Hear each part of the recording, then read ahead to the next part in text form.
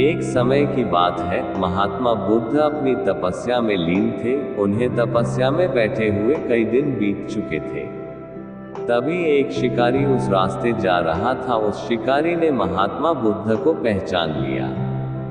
शिकारी ने महात्मा बुद्ध के बारे में बहुत बड़ाई सुनी थी, किंतु वह महात्मा बुद्ध की बड़ाई से संतुष्ट नहीं था। उसने परीक्षा लेने के लिए सोचा। शिकारी पहले तो महात्मा बुद्ध को एक छोटा सा पत्थर फेंक कर मारता है, किंतु महात्मा बुद्ध कोई प्रतिक्रिया नहीं करते हैं, क्योंकि उनका मानना था शरीर को तकलीफ होती है, आत्मा को नहीं।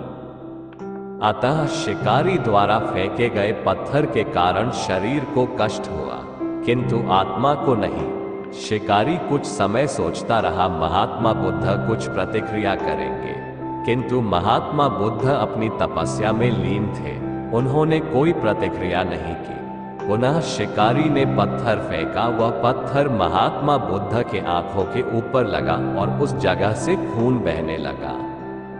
महात्मा बुद्ध को आभास हुआ उनके शरीर से रक्त बह रही है, किंतु वह फिर भी अपनी तपस्या से नहीं उठे।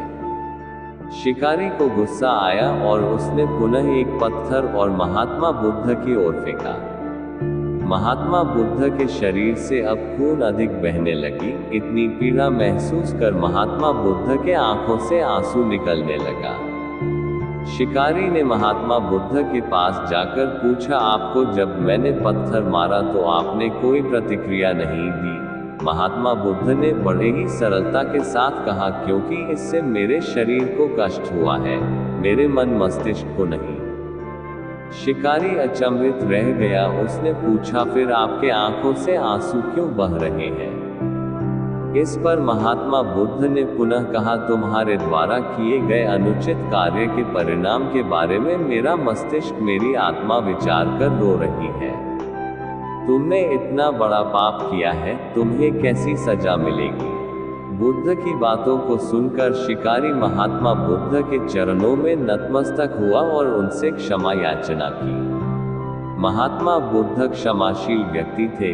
उन्होंने तुरंत शिकारी को क्षमा कर दिया और अपना आशीर्वाद दिया। वह शिकारी महात्मा बुद्ध का आशीर्वाद पाकर एक महान व्यक्ति और साधक के रूप में जीवन व्यतीत करने लगा।